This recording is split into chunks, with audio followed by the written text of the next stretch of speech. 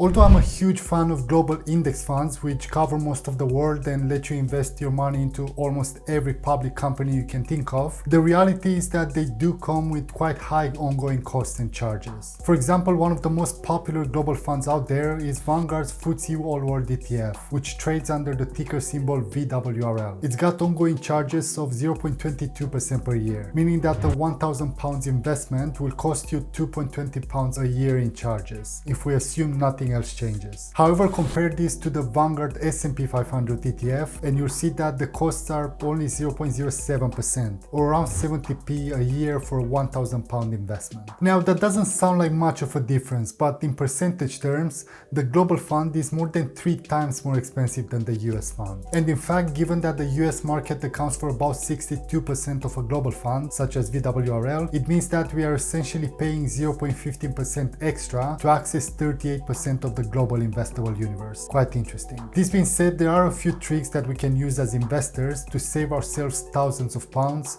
and create better long-term results. And that's why I've put together what I think is one of the cheapest global portfolios that you can invest in, using funds that are simple to find and should be available on most popular investment apps and platforms. The only negative, if I could call it that, is that it takes just a little bit more effort to build, but you could end up saving thousands of pounds over the long term. Let me show you how. However, remember that I'm not a financial advisor. I'm just sharing my own thoughts and opinions. So please do seek out professional help if you need it.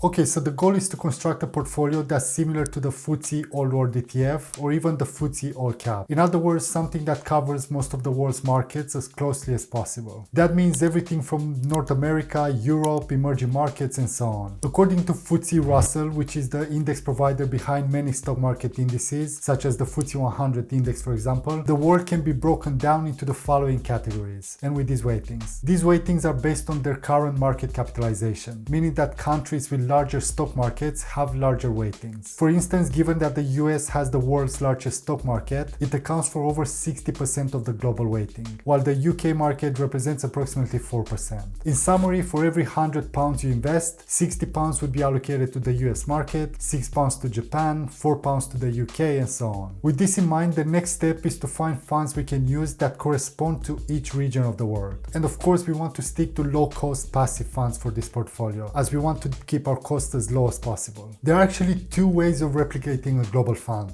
Personally, I prefer the second method, but let's run through each of them.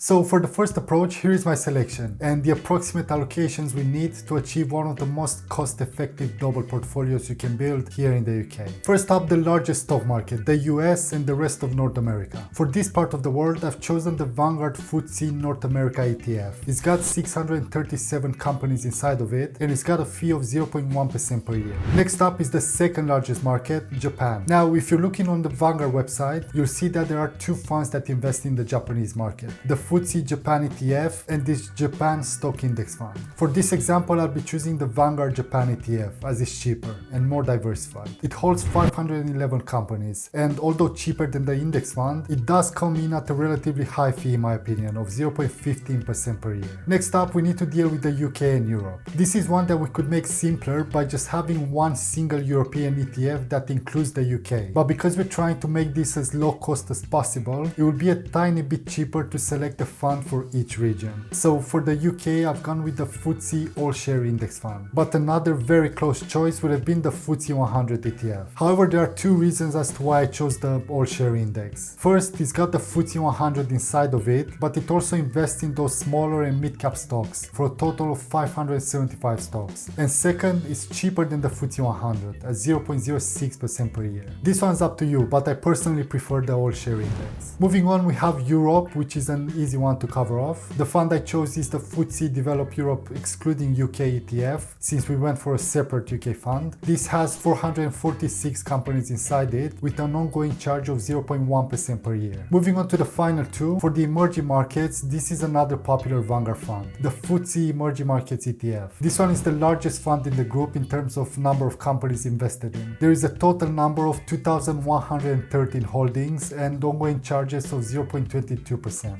Emerging markets are quite often a missed opportunity for some investors due to the high volatility that they come with. But in my opinion, it shouldn't be ignored, as there is a huge world out there and some extremely fast-growing economies with billions of people moving them forward. And finally, last but not least, we need to include the Asian market, but without Japan, since we chose a separate fund for that. For this one, I've chosen the Vanguard FTSE Developed Asia, excluding Japan ETF, which includes 393 companies and ongoing cost of 0.15%.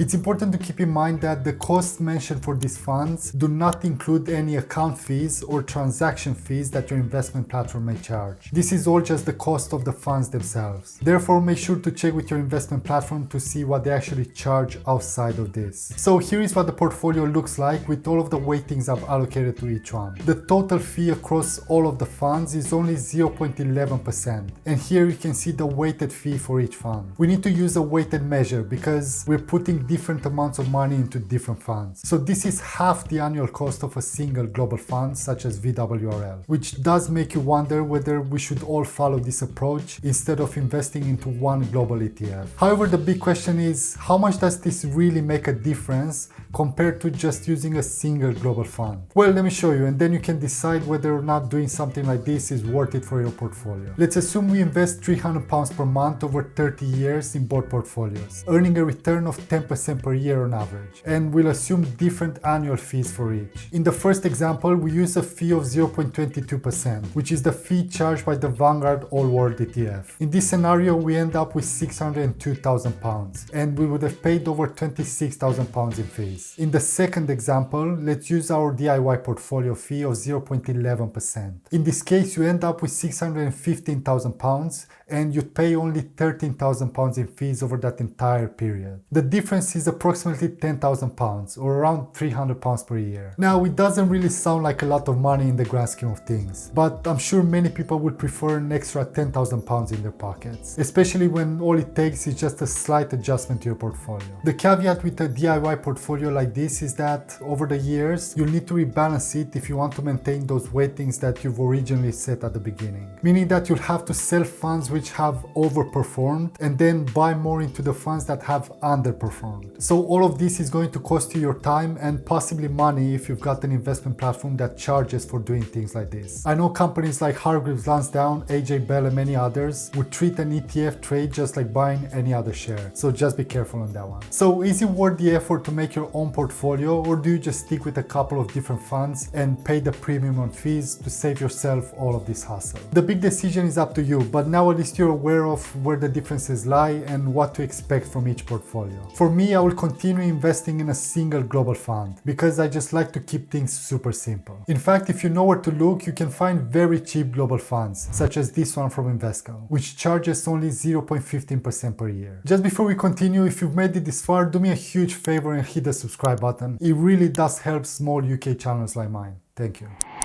Now, I did say that there is a second way of creating this portfolio that I actually prefer much more, and it doesn't involve nearly as much work as the multi-fund one. We can essentially recreate it by using only two funds, and it will still end up being 40% cheaper than a single global fund such as VWRL. Let me show you. From an investing perspective, the global stock market can be broken down into two major parts: the developed world and the emerging markets. And according to FTSE Russell, the developed world makes up approximately 90% of the global stock market, and the emerging markets account for 10%. Therefore, we could simply use the FTSE Developed World ETF with the ticker symbol VEVE and allocate 90% of our money. And to cover the emerging markets, we can use the FTSE Emerging Markets ETF, which has the ticker symbol VFEM, and invest the remaining 10%. By investing in these two funds, your money will be invested in over 4,000 stocks from almost every country in the world, including the US, China, UK, etc. And all of this for only 0.13% per year, which is really cheap. So this portfolio will essentially earn you the same returns as a single global portfolio, but for a much cheaper price. And it's also very easy to manage since it's made up of only two funds. Now, an important thing to keep in mind is that all of these ETFs that I selected provide you with dividend payments, which means that you'll want to work out what to do with your money, either reinvesting it or taking it out and choosing something else to do with it. Ideally, you want to have all of these funds inside of stocks and shares ISA to protect you from both capital gains tax and dividend tax. But the thing is that there are many people out there who make way too many mistakes when it comes to managing their ISAs. Therefore, it's important to be aware of them and avoid them in the future. Otherwise, they can cost you a lot of money. So watch this video next to learn about 6 costly mistakes that everyone keeps making.